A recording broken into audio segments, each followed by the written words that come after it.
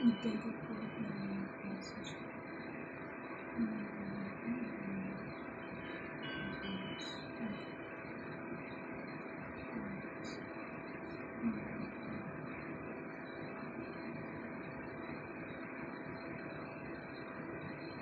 3 sa chat box. Okay na, start na tayo. Right, type 3 na po. Nandiyan na ba lahat? So, problem number 2 natin. Wala sila. Walang nagtatype.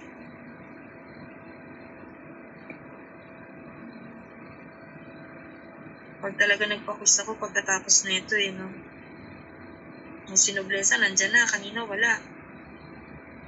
So, problem natin is, we have here connected sila na beams. So, we have to compute the vertical displacement at the roller. Medyo komplikado kung titignan ninyo kasi magkarugtong sila Tapos gusto natin malaman kung gaano kababa yung ibababa nito. Siyempre, may factor to.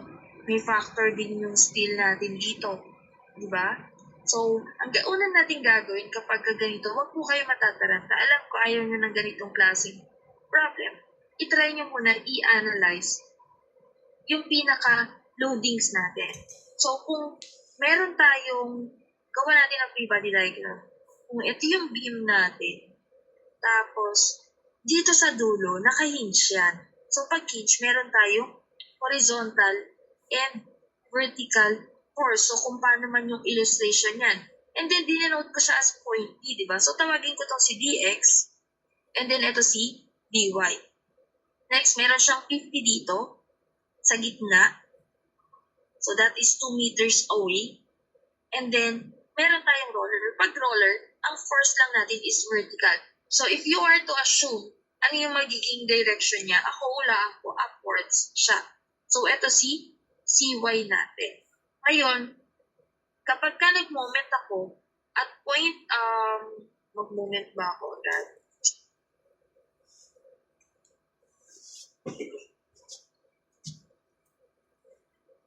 Kung titignan natin sa illustration guys, ito muna, analysis muna. Ito pa lang yung ginagawa kong free body diagram para dito sa taas. So, kung dyan sa free body diagram natin, if tatanungin ko kayo ano yung magiging value ni CY, ano yung lalagay nyo? Pa-type sa chat box. Analysis lang, figure lang. Ito lang mismo tignan nyo. Kung tatanungin ko kayo anong value ni CY, ano magiging value niya? Ano, tinatanong na Hindi na tayo nag-solve, ma'am. Yes, may mga instances kasi, dahil nag-statics na kayo, dapat alam nyo agad sa ganitong itsura kung anong value ni CY and DY. Guys, ito this is 2 meters, equal. Equal na equal. May downward sa gitna na 50. And then may upward tayo na force na CY and DY. Ano yung magiging value ni CY?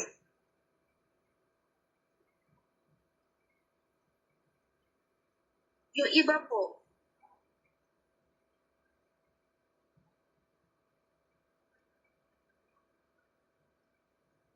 para mas maintindihan nyo, may dalang pagkain si Noblesa. Dalawang orange. May tropa siya, nandyan din. Gusto din nila. Siyempre maghahati yan dahil equal So magiging tig-isa sila. Ganun lang naman yung analyzation dito Kaya hindi po lahat ng instances is magko-compute po ako ng summation forces vertical tayo, is equal kay CY or magmo-moment tayo. Dapat kay MTB po ang ginagawa na natin is kapag ganito kasimple yung figure, diretso na po. So this is equal kay 25 kilonewton. And this is also equal kay 25 kilonewton. Siyempre, after mo free body diagram, nakarugtong po yan Gagawa ko naman ng free body diagram yung isa. Yung left side. Kapag si CY natin is naka-upward, automatically, dito sa connection niya, ito is magiging opposite in direction. But this is also CY, which is also equivalent kay 25 kilonewton. And at some point, si steel, dahil meron diyang steel na nakakabit, lagyan natin siya ng force. Pero si force natin kay steel, hindi ko pa alam kung i-upward ko or i-downward ko. Pero kung titignan ninyo si CY downward, so kung mag-a-assume ako, I'll put this as upward. And then tawagin ko tong force ni steel, is steel. Yeah. P still or P sub S, okay? Para ma-shortcut natin. And then dito, si A. Si A natin, naka-hinge yan. Meron tayong AY. And then meron din tayong horizontal na AX. Again, pag hinge, meron tayong horizontal and vertical force. So dito, pag nag-summation force ako, medyo hassle. Kasi this is 1.5 meters and this is 3 meters. Ang gagawin ko, mag-summation moment ako. Summation moment at A is equals kay 0. So lahat na mag-create ng clockwise is equal kay counterclockwise. So dahil hawak ko dyan, hawak ko dito, nandito yung kamay ko sa point na to, papaikutin ko si steel. Si steel iikot pa ganon. So that will create as a counterclockwise. So dito siya sa kabilang portion, dito sa part na to. So sa kabilang portion niya, you have A steel, and then yung moment arm natin, that is 3 meters. And then next naman natin, dahil nga si steel, pinaikot ko ng pag ganon, nag-create siya ng counterclockwise, ang next naman na papaikutin natin is si CY.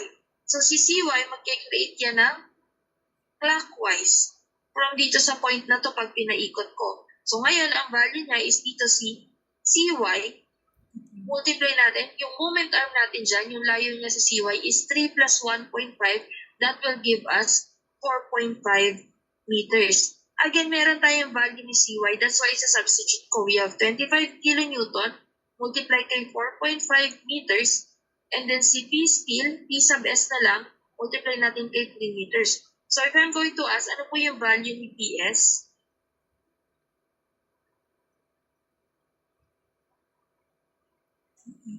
Yung iba, ang tagal mag-solve ha. Sige, ang hindi po sa calc, hindi magiging engineer. Ipindot lang pala, ma'am. Hindi mag-solve ha. Si Jari, hindi ko nakikita nagsasolve. Si Barsana, nasa na. Si Aguasi, hindi nagsasolve. Yan. So this is 37.5 kilonewton. Ma'am, ano po next? So dahil may analysis na tayo kay steel, makukuha natin, kasi ito naman walang factor, si steel yung mag-hold dyan eh. Tignan natin yung deformation. Ang magiging itsura niyan, meron ako ditong red sa taas. Gawa ko red. Kapag yan, bumaba, dahil may downward force tayo, si steel, magkakaroon niya ng deformation, bababa yan eh. Exage lang to bababa itong roller natin dito. Itong roller natin, parang imagine niyo mo, ay, makakainis naman siya. Tutulog lang ako yung roller natin. Kasi itong steel natin mag-extend dyan. So kapag gumawa tayo dyan, kunin natin yung deformation ng steel natin. So yung deformation ng steel natin, this is A. And then, meron tayong value niya. Yung P natin, that is 37.5. We have 37.5 kilonewton. Wait lang masikip na naman po sa computation dito natin. Bababa natin.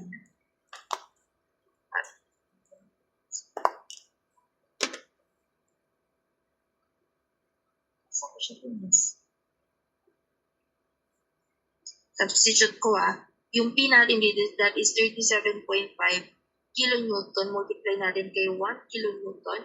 Multiply kay 1,000 newton. Convert natin.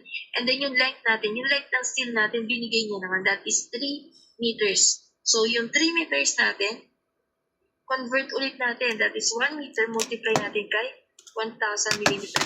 Guys, I'll give you a tip. If you're going to solve other problems na nasa ibang reference, baka po nakadirect sila. Ang ina-avoid ko doon is yung hindi po kayo magaling mag-convert. Doon po kayo nadadali sa solving. So please, mas better na isolve nyo siya this way and then practice more, tsaka kayo mag-shortcut.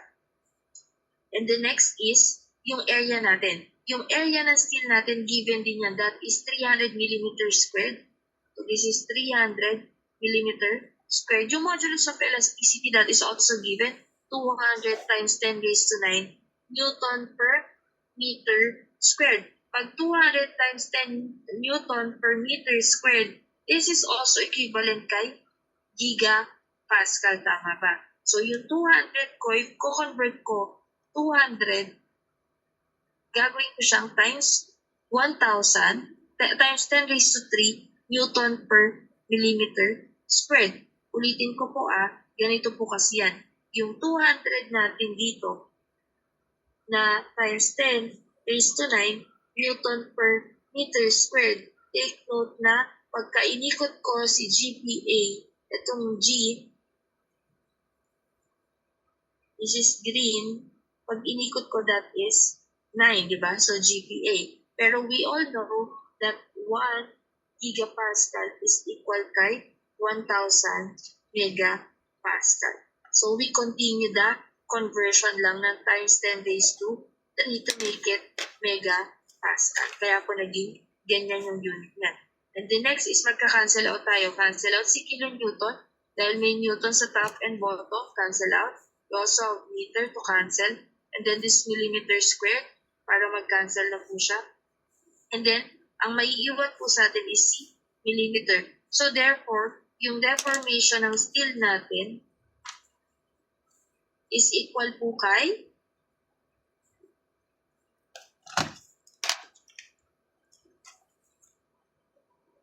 .875 millimeter.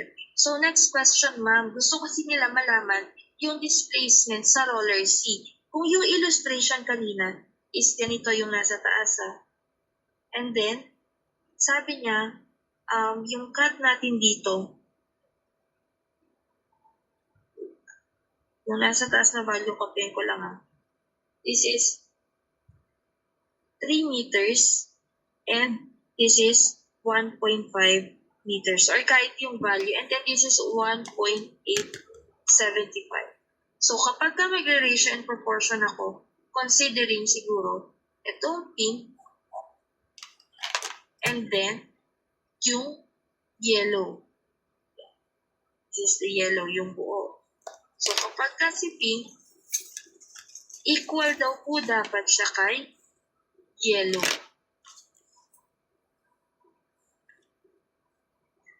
So, kung gagawin ko siya ng ratio and proportion, this is kahit 3 meters, yung height niya, all over 1.875, equal siya kahit wala na po yung yung mga unit niyan, kahit tanggalin yun. And then, let's call this X. So, yung height niyan, yung height naman ng buo ng yellow, that is 4.5 all over yung base niya, which is X. So, solving for X will give us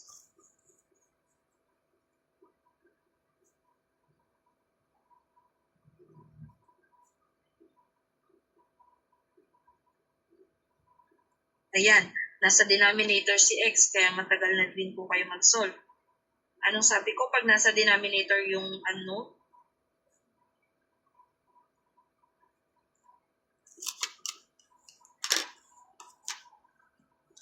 This is 2.82125. Kapag ka po deformation or yung mga changes na ganito in life, mas better damihan natin yung decimal places kasi mahirap na sabihin natin 2.8 lang Malaking factor po yung 0.0125. So this is our answer. Ito yung magiging movement ni roller. So imagine nyo, yung movement niya dito sa steel, that is 1.875 dito is mas malaki syempre. Dahil mas magi-stretch pa po siya and mas malayo siya dun sa pinaka-connection. Pa-type to sa chat box kung naintindihan naman po. Pa-type to sa chat box.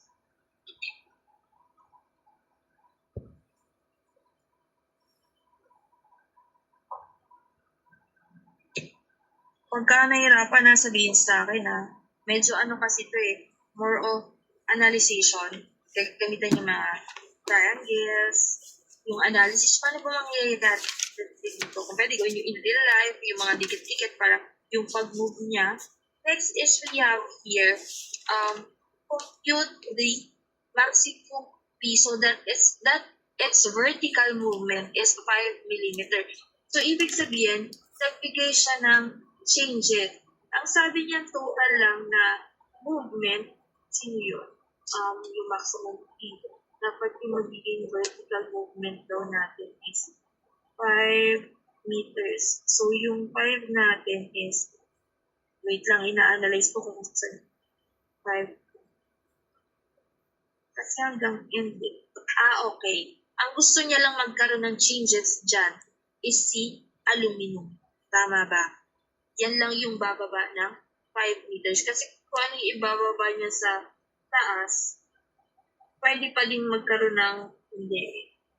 Dapat yung vertical movement. Okay. Yung maximum lang na baba nito is 5 meters. Kasi pag dito lang, i-consider natin, si aluminum yan eh. Kaso may stretch pa si steel. So, hahaba pa yan. So, possible pa na mas bumaba pa. Kaya nga, i-consider lang natin kapag ganitong itsura is ito, yung movement sa part na to is dapat 5 meters lang. Gagawa ako ng red. Yung sinasabi dito movement, ganito yung magiging itsura niya. Bakit kasi color red yung force ko? Yung blue na lang. Kapag in-apply na natin yung force dyan, ganito yung itsura. Dito sa A, bababa po yan, yung part na yan. And then ito din, bababa yan. Kasi ito is yung deformation natin dun sa aluminum. And then dito sa baba, magkakaroon yan ng mas malaki. Kasi hindi mo naman makokontrol. Ito yung na-exage ko So dito, magkakaroon yan ng 5 millimeter. Hindi mo yan malilimit na dapat same yung change dun sa taas at sa baba. Kasi may mga additional pa yan. May loadings pa yung, may laban pa si steel. Si steel nag-i-effect pa yan. Si aluminum kasi siya lang yung contrast sa taas eh. Pagdating pababa ka na pababa dito sa figure natin, we still have to consider yung other material wherein we have the steel sa right side. So, gawin na muna natin is i-analyze natin. Paano ba natin uumpisahan? So, dito, magkakat ako. Wait lang ha. Gilid ko lang po. Pag nag-three body diagram ako, dito sa taas na part, this is A. Dahil hinged siya, automatically, meron po tayong vertical force. So, meron tayong AY and AX. Ito po yung ginagawa ko ng free body diagram. Itong part na to. And then after nyan, we also have yung aluminum natin. So yung deformation, hindi yan deformation ng aluminum. Yung force ng aluminum natin is possible na downward ba or upward kung i-consider natin.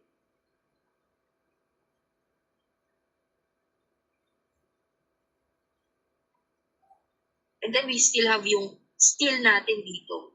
Paano ba yung magiging orientation natin? Any idea? Pwede kayo mag-unmute Guys, nag-assume pa lang naman tayo. So kung ako papipiliin, si aluminum is, pwede siguro natin siyang i-assume as kasi mag-steel siya tension away downward. Try lang natin Let's assume this is downward. And this is also downward. Try lang. And then, dito sa analyzation na to, ito si steel to. Kasi steel yung material natin dyan. Pag nag-summation moment ako at A, pareha sila mag-create ng clockwise, tama ba? So meaning to say, dapat ibahin po yung isa sa kanila para maging balance. So let's try ito is upward yung force niya. Guys, sa assumption, wala namang mali. Pag nagkamali naman kayo, mag-negative sign naman yan. So pag nag-summation moment ako at A, clockwise is equal kay counterclockwise, yung mag-create po dyan ng clockwise is itong A sub A. Kasi iikot siya dyan pag ganon. And then yung moment arm niya is yung half, which is 3 meters, 3 to And then so dito, dahil nga si clockwise, ang counterclockwise si P aluminum, multiply natin kay 3 meters. And then si steel natin, si PS, yung moment arm niya, galing dito, or iniikot yan pa clockwise, yung distance niya is, that is 6 meters. Yeah. So dito, kinukuha pa lang natin yung relationship between them. So i-isolate natin si aluminum. Pag in-isolate ko si aluminum, ang magiging value niya is yung PS6 divide ng 3 natin will give us 2PS. So ito po yung equivalent nilang dalawa. Okay? So i-ano ko muna to. iwan ko muna to as equation 1. Next na analysis natin is dito naman kay C, yung nasa baba. So we have there yung hinge. So meron din tayong vertical force, Ty, and then meron din tayong siguro horizontal. So let's call this Cx. And then meron tayong P sa gitna. And then si PS, meron tayong value niyan. So si PS natin kanina is downwards, automatically upwards naman yung opposite direction niya. So this is PS. Ngayon, pagka nag-moment ako at C is equals to 0, yung P natin dyan, itong P value na to, mag-create siya ng clockwise, tama ba? So kasi dito pag nag-moment tayo, clockwise is equal kay counterclockwise. So yung clockwise natin dyan is si P. Again, nasa half siya, so that is also 3 meters. Is equal sa mag-create ng counterclockwise, that is PS. So ito po, iikot yan pa ganon. So that is counterclockwise. So this is PS. Multiply naman natin kay moment arm, which is a total of 6 meters. So dito tayo naman natin i-isolate si sino naman? Si PA pa rin. PS, sino bang i-isolate natin? Si P na lang siguro.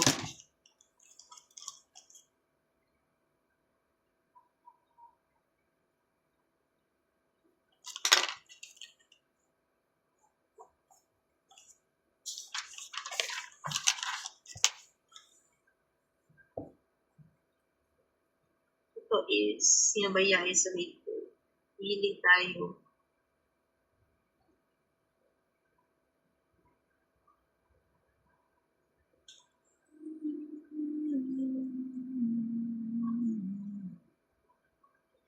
CPS na lang. So, CPS is equal po siya kay yung 6 na ibababa natin siya, that is 0.5 P.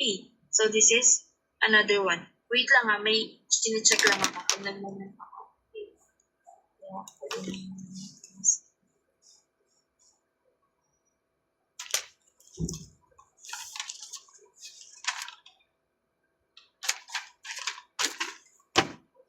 Wait lang pang ko.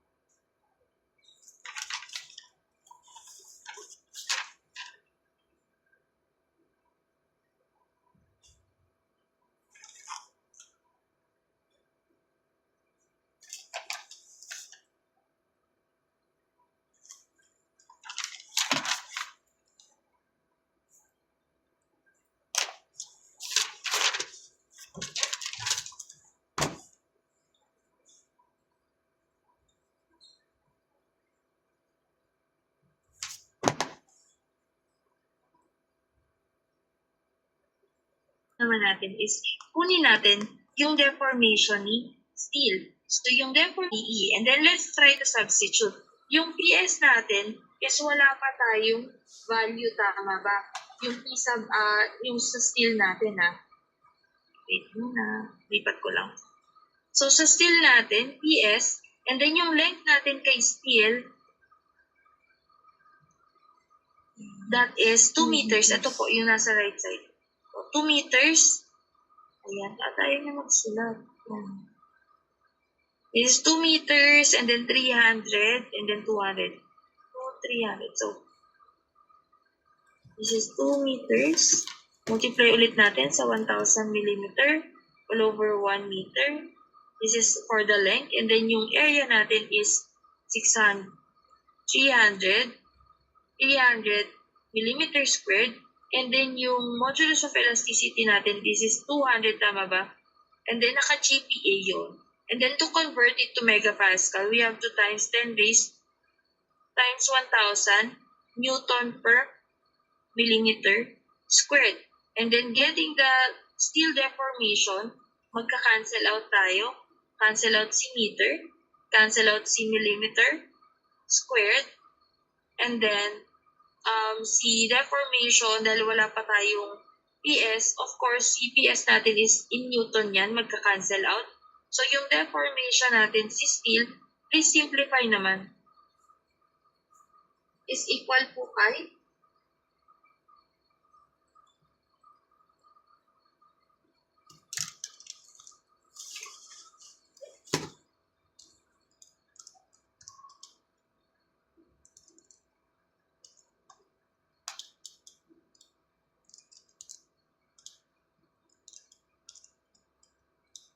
Ano pong value? Pag sinimplify natin. That is 2,000 divided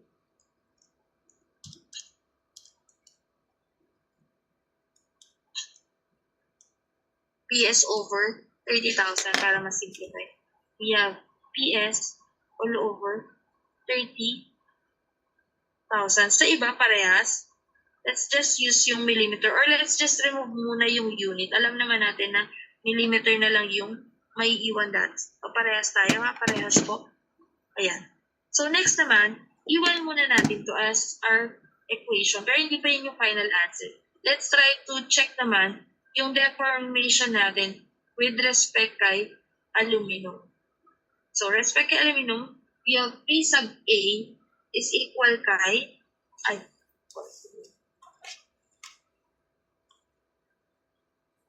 we have L all over AE. And then let's try to substitute. We have PA. And then yung length ng aluminum natin, that is 2 meters 507. So this is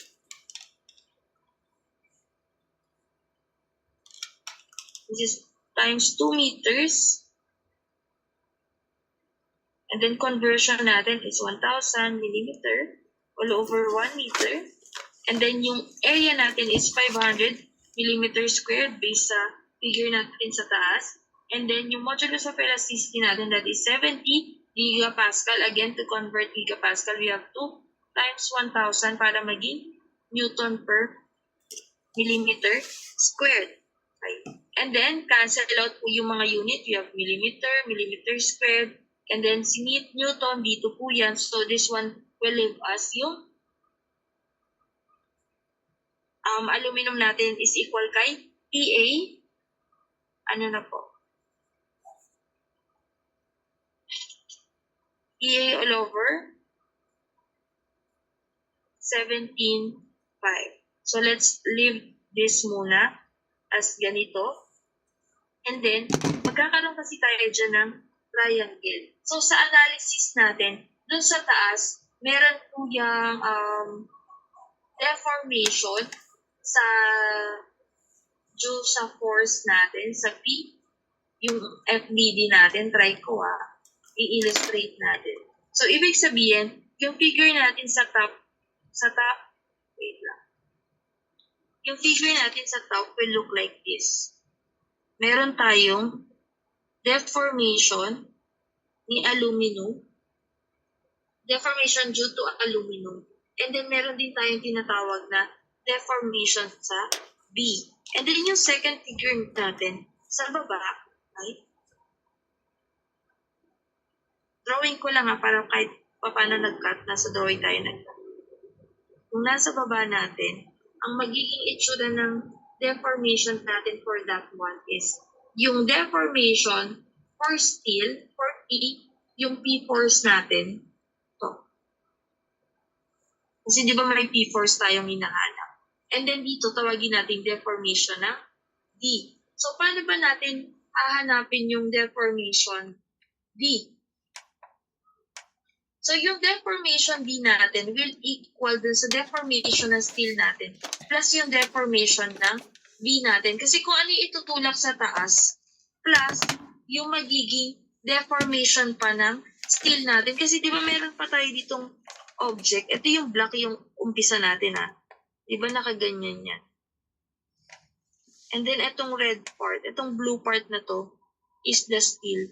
So, ibig sabihin, itong steel magkakaroon din siya ng deformation. Si steel. So, magkakaroon niya ng cut. Mag-i-extend yan dito So, ito yung sa kanya. Tapos, si SB, itong green part na to, siya yung naging push dito sa baba. So, in total, yung deformation natin sa D is equal kay yung deformation natin kay steel plus yung deformation natin dun sa B na portion. So, paano ba natin siya isosolve? So, yung deformation natin sa B is also equal dun sa, wait lang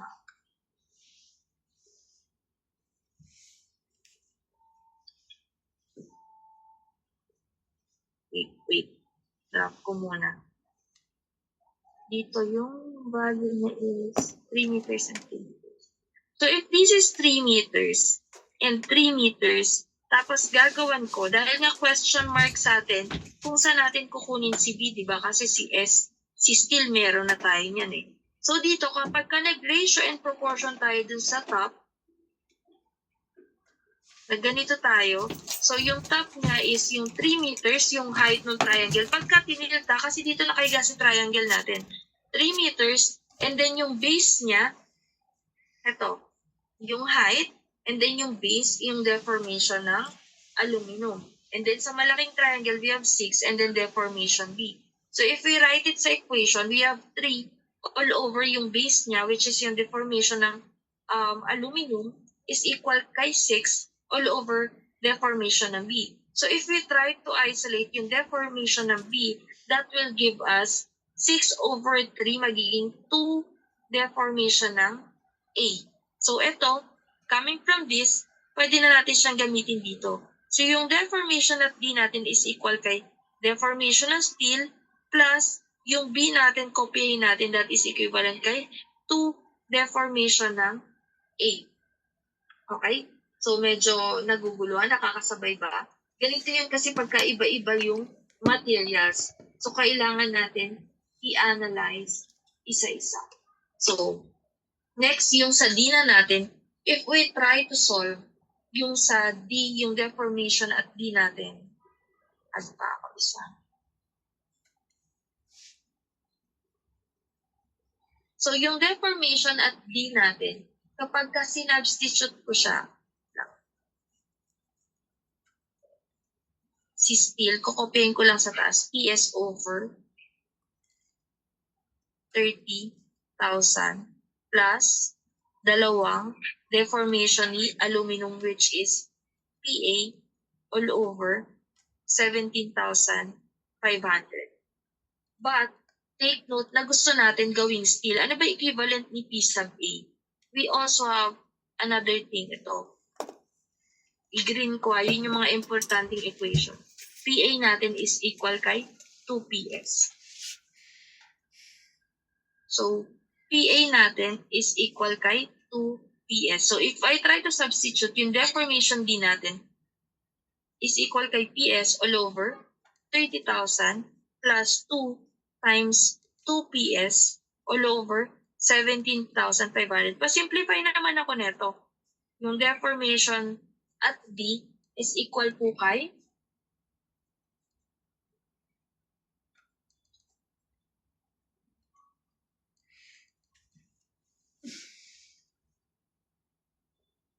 ano lang po yan, 1 over 30,000 plus 4 over 17,500. That will give us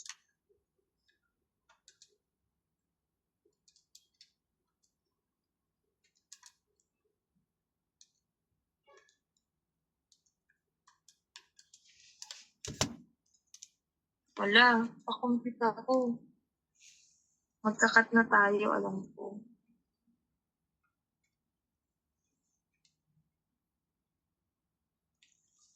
One over 30,000 plus 4 over 17,500. So that is 59 over 105. Parehas po ba? Ayan, very good. So that is PS. But this one, magkakat tayo. Pa-end muna ako kasi medyo delikado yung kasunod.